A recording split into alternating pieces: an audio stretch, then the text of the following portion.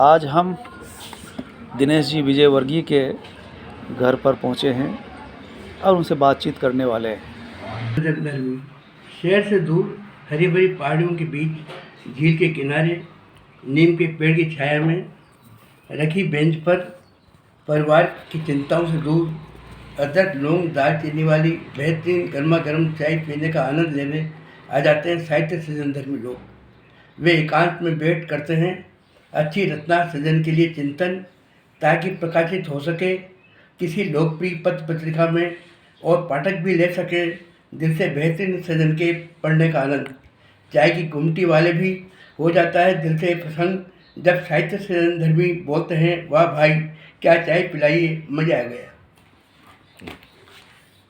आप है दिनेश जी विजयवर्गीय। आज हम आपसे विशेष तौर से मुलाकात करने आए हैं क्योंकि आपने जीवन भर जो काम किया है, कई लोगों को आपने उजागर किया है, दुनिया के सामने लाए। खासकर बूंदी के साहित्य प्रेमी साहित्यकार या किसी भी विशिष्ट क्षेत्र में रहे, हम आपसे विशेष तौर से मुलाकात कर रहे हैं और जानना चाहते हैं कि आखिर शिक्षक होते हुए इस साहित्यिक पत्रकारिता में किस तरह से आए और क्यों कर आए। जीवन में हर व्यक्ति की अपनी रुचि रुझान होती है। मेरी रुचि काफ़ी पहले से साहित्य के क्षेत्र में जगी और पत्रकारिता के क्षेत्र में भी जगी। मैं इसका इंतज़ार करा करता था कि कब मैं सेवानिवृत्त हूँ और कब साहित्य के साथ साथ पत्रकारिता के क्षेत्र में भी काम करूँ। इसीलिए मैं जब सेवानिवृत्त हुआ 2001 में, तो मैंने पत्रकारिता को भी अपनाया, जिसमें खास तौर से यहाँ का स्थानीय शांतिकालीन दैनिक अंगद मदन नजीर जी हमारे मित्र, और उनके साथ भी मैंने काम किया, उनके अखबार के लिए काम किया, पत्र परिचर्चा ली, लोगों से इंटरव्यू लिए, बातचीत करी, कलेक्टर, एसपी और जितने भी बड़े अधिकारी उनके भी इंटरव्यू। इसके साथ ही अनिल लोढ़ा जी का जो पत्रकार हैं वरिष्ठ अपने A1 टीवी वाले, उन्होंने भी एक पेपर चालू करा था सुनहरा राजस्थान, वो आज भी चल रहा है। वो सुनहरा राजस्थान एक साप्ताहिक पत्र था और उसका मुख्य उद्देश्य था कि हमारे राजस्थान की जो विभिन्न सांस्कृतिक गतिविधियाँ हैं वो दूर दराज तक पहुँचे, विदेशों में पहुँचे। विदेशों में कई भारतीय रहते हैं, उन तक वो बात पहुँचे। अपने देश के भी तमिलनाडु है, हैदराबाद वगैरह, जहाँ भी अपने मारवाड़ी लोग रहते हैं, वहाँ तक राजस्थान की गतिविधियों के बारे में जानकारी उपलब्ध हो सके। उस माध्यम से मैं यहाँ का सुनहरा राजस्थान का प्रेस रिपोर्टर बना और मैंने उसके ग्राहकों के लिए बनाने के लिए काफ़ी प्रयास किए और लगभग बूंदी जिले में उस 325 मेंबर मैंने उसके बनाए। और इसके अलावा मैंने उस केवल न्यूज़ ही नहीं दी, बल्कि उस पाठकों को उससे जोड़े रखने के लिए बड़े बड़े आर्टिकल भी लिखे, जिसमें हमारी कला साहित्य संस्कृति भी शामिल थी। हमारी विभिन्न जो कलाएं, हमारा जो साहित्य फैला हुआ है, ख़ास तौर से चित्रकला के क्षेत्र में है, चित्रकला के कई प्रतिभाओं को मैंने उसमें हाईलाइट किया। और जितनी भी अपनी बिल्डिंग से, जैसे हम हिंडोली में गए या अपने गेंडोली गए, गेंडोली में जो महल है उनको कवर करा, कमलेश्वर का कवर करा। तो ऐसे कई रिपोर्ट है जिनको हमने इस माध्यम से सुनहरा राजस्थान के माध्यम से लोगों तक पहुंचाया। इसी तरह हमारे साहित्य के क्षेत्र में जो मेरी रुचि थी, और शुरू में मैंने 1967 में अपना लेखन प्रारंभ किया था। 1967 तब मेरी पहली एक संस्मरण था, वो कादम्बरी में छपा था। इसके अलावा मैंने कविता लिखना प्रारंभ करा। कविता लेखन का प्रारंभ ऐसे हुआ कि एक बार मैं हमारी पत्नी के साथ नवल सागर पार्क की तरफ घूमने गए थे। पूर्णिमा थी उस दिन, तो हम थोड़ी देर वो चंद्रमा पानी के हिलोने में झूल रहा था इधर से उधर, तो उसका थोड़ा सा सीन लगा। फिर घर आके मैं रात को मुझे अपने फादर को पत्र लिखना था लेकिन पत्र लिखते उंगली रुकी जैसे कोई किसी ने रोक जाओ, और अनचाहे मतलब अंदर से कोई कविता निकल के आ रही। तब मैंने अपनी कविता, पहली कविता वो लिखी वहाँ पर। पत्र बाद में लिखा, पहले कविता लिखी, पंक्तियाँ लिखी। उसके बाद ऐसे ही मैंने कई कुछ कविताएं और लिखी। जैसे ऑस्ट्रेलिया के प्रधानमंत्री थे, वो मछली पकड़ने गए तो वहाँ उसके शिकार हो गए। तो फिर मैंने न्यूबिलिटी स्कूल में था मैं, उस समय मैंने वो एक उस पर आधारित एक कविता लिखी। हमारे हेड मास्टर हुआ करते थे, कपूर नेनवा के थे। मैंने उनको बताई, उनका दिनेश ये तो कविता बन गई। तो मैंने कहा ठीक है साहब। तब मैं घर जा रहा था तो मैंने मदर को, वो दकाल प्रेस चला करता था उस वक्त, अंगद नहीं था, तो उसमें उनको दी। तो उन्होंने प्रेस वाले को, जो कंपोजिटर था, उसको कहा भैया वो और काम को पहले कविता कंपोज कर, ये सामूहिक कविता है। तो वो कविता उसमें आई। संयोग से वो कविता राजस्थान पत्रिका में भी छपी थी। इस प्रकार ये धीरे धीरे सिलसिला शुरू हुआ। फिर कविताओं का चला। उसके बाद हमारे साहित्यिक मित्र मिले, रमेश सत्यार्थी जी, ड्राइंग के लेक्चर थे। उन्होंने कहा यार दिनेश जी कहानी लिखो यार, कविता में पूरी बात नहीं हो पाती, कहानी लिखो। ठीक है सर। तो मैं कहानी के बारे में चिंतन करने लगा बड़ी। उसके फिर कहानी लिखना केवल शाब्दिक अर्थ से कहानी तो पूरी होती नहीं। कहानी को कहानी बनाने के लिए कई चीज़ें जोड़नी पड़ती, कल्पना करनी पड़ती, शब्दों का शिल्प, शैली, कथानक, सारी बातों का दृष्टिकोण रखकर ही कहानी लिख सकते हैं। और समसामयिक महत्व पर प्रकाश डालना पड़ता है। तो इस प्रकार मैंने कहानी लिखनी शुरू करी।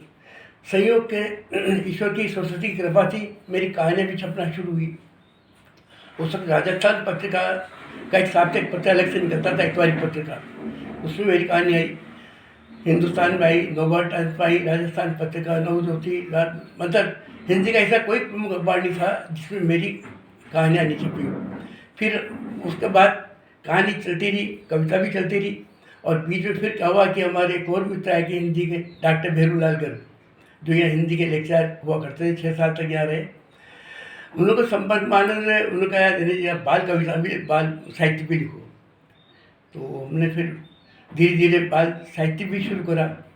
बाल कविता भी लिखी और बाल कविताओं के साथ साथ बाल कहानियाँ लिखी, जो लगभग आज तक बाल कहानी 65 करीब कहानियाँ लिख चुका मैं, 62। और बड़ों की कहानी लगभग 45-50 के आसपास कहानी लिखी। कविता भी खूब सारी हुई। इस प्रकार साहित्य का क्षेत्र चलता रहा। आज भी लेखन चलता है और जब मेरा मूड होता है लिखता रहता हूँ, अन्यथा पढ़ता रहता हूँ। तो साहित्य की सेवा करना एक व्यक्तिगत रुचि तो ही, इसके अलावा इससे हमारा सकारात्मक दृष्टिकोण बना रहता है। हमारा इधर उधर जो टाइम है वो पास होने में कोई दिक्कत नहीं होती। एक सवाल उठता है कि आपका साहित्यिक यात्रा बहुत लंबी चौड़ी है, जैसा अभी एक सवाल के जवाब में आपने पूरी पृष्ठभूमि बताई। हम ये जानना चाहेंगे और भी आपका पाठक वर्ग भी जानना चाहेगा कि शैक्षणिक कार्य के साथ साथ साहित्यिक कर्म किया, इन दोनों के सामंजस्य में तीसरा घर गृहस्थी को किस तरह से संभाला, इस पर थोड़ा सा विचार कीजिए। घर गृहस्थी समाज में पत्नी का बहुत बड़ा योगदान होता है, क्योंकि अगर पति को सेटिस्फाइड, मन संतुष्टि मिलती है, घर में शांति रहती है, तो सृजन भी होता रहता है। क्योंकि बिना पत्नी के सहयोग के कोई सृजन संभव, संतुष्टिपूर्ण सृजन संभव नहीं होता। इसलिए हमारे परिवार के जो बच्चे हैं, हमारे परिवार की फैमिली है, उनका मेरा बहुत सहयोग रहा। हमारे मित्रों का सहयोग तो रहा ही सही। इसके अलावा मुझे बरसों से, मैं जब आखिरी क्लास में पढ़ा करता था तभी मैं लाइब्रेरी जाया करता था। तो मुझे बचपन से ही, मतलब बचपन पढ़ने का साहित्य से जुड़ा हुआ, हमेशा जुड़ा हुआ। चाहे साहित्यिक गोष्ठी हो उसमें भी गया मैं। और एक बार हम कथा गोष्ठी में भी गए थे, इसी पारिवारिक जिम्मेदारी से वहन करते हुए। तो राजसमंद में गए थे कागरोली, वहाँ रमेश उपाध्याय कहानीकार, राजेंद्र यादव, नंद चतुर्वेदी जैसे और भी कई अच्छे वरिष्ठ लोग आए हुए थे। वहाँ मैंने अपनी कहानी भी पढ़ी थी उनके बीच में। तो कई कहानियाँ मैंने वृद्धों पे भी लिखी और विभिन्न दृष्टिकोण को ध्यान में रखते हुए कहानियों को सृजन किया। अच्छा, आपकी प्रेरणा कहाँ से मिली आपको? ये प्रेरणा कहाँ से मिली? किसकी कहानी लेखन की? हाँ, मैंने बताया ना, प्रेरणा अंतरात्मा से निकलती है। सरस्वती की कृपा से निकलती है। नहीं, फिर भी हालांकि- बोल रहा हो आपको कोई नहीं, कवि।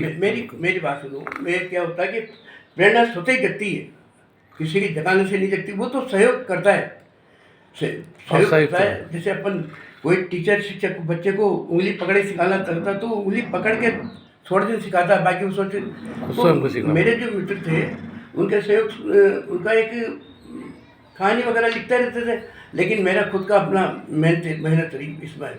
मैं मतलब किसी को इसमें मैं कोई आदर्श नहीं मानता। अच्छा, साहित्य की दृष्टि से बूंदी का माहौल कैसा है, इसके बारे में क्या कहोगे? साहित्यिक दृष्टि से बूंदी का माहौल, पहले पुराना जो माहौल था वो तो माहौल अभी है ही नहीं। पहला जो माहौल था, और हमारी मुझसे कुछ जो सीनियर्स है वो साहित्य के क्षेत्र में उतने वो नहीं थे, पत्रकारिता के क्षेत्र में थे। अब कुछ लोग जो थे कविता के क्षेत्र में थे वो थे, लेकिन जो टोटल साहित्य जिसे अपन कहते हैं उस रूप में अभी तक पहचान नहीं बन पाई। तो आज क्या कहेंगे कि बूंदी में साहित्यिक गतिविधियाँ लगभग न के बराबर है। ये कैसे बढ़े, क्या किया जाए, ऐसा क्या हो, इसमें किस तरह से सुधार हो सकता है? चूँकि आप वरिष्ठ साहित्यकार कहलाते हैं, आप बाल साहित्यकार भी है, बाल कविता, कहानियाँ और कविताएं आपने लिखी है। तो चूँकि आज पाठक और साहित्यकार की दूरी बढ़ी, या साहित्य से पाठक दूर होता जा रहा है, इसके पीछे क्या कारण है, आप क्या मानते हैं? देखिए, एक समय ये था कि साहित्यिक गोष्ठी भी हुआ करती थी, साहित्यकार जुड़ा भी करते थे और बड़े बड़े अधिवेशन भी हुआ करते थे। लेकिन समय ने ऐसी पलटी मारी कि हमारे बीच में शिक्षा को जोड़ते हुए जैसे टीवी आ गया, मोबाइल आ गया। तो ये टीवी, मोबाइल और कंप्यूटर, ये तीन चीज़ों ने ऐसे हमारी जो पाठक वर्ग था उसको बहुत सीमित कर दिया। आज अखबार भी आता है, उसमें कोई रचना आती है तो आदमी देखता है, जिसको पढ़ना वही पढ़ता है, बाकी एक मतलब एक रुचि जो रुझान सीमित हो गई वो बहुत कम होगी। आज किताबें, साहित्यिक किताबें छपती करती, लेकिन वो सब फ्री में पढ़ते हैं, कोई उसको खरीद के पढ़ना पसंद नहीं करता। आज ये स्थिति कई नहीं। आपका कहाँ आपकी पोस्टिंग कहाँ रही इस कार्यक्रम नौकरी के दौरान? मेरी सबसे यहाँ बूंदी, सबसे पहले सन 63 में बाजनपाड़ा मिडिल स्कूल था, अभयनाथ महादेव के पास वाला, जो आजकल सीनियर सेकेंडरी, उसमें रहा।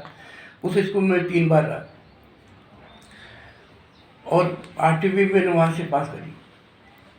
सन 55 में मिडिल स्कूल में पढ़ा, 6ठी 7वीं, 8वीं बाजनपाड़ा वाले स्कूल में रहा। फिर हाई सेकेंडरी में 10वीं पास करी यहाँ से। फिर PUCT कोटा कॉलेज में पढ़ा। उसके बाद फिर बाद में इंटर प्राइवेट करा, फिर BA प्राइवेट करा, कोटा राजस्थान यूनिवर्सिटी से MA करा। और सर्विस में मैं बूंदी रहा 12-13 साल लगातार, एक ही स्कूल में रहा, न्यू दिल्ली में। फिर प्रमोशन पे खटखट चल गया, 4 साल वहाँ रहा। 12-13 साल तालेड़ा रहा, 5 महीने हिंडोली रहा सीनियर सेकेंडरी में व्याख्याता के रूप में। फिर वहाँ से वापस तालेड़ा चल गया, 3 साल फिर वापस, और सितंबर 2001 में वहाँ से सेवानिवृत्त हो गया।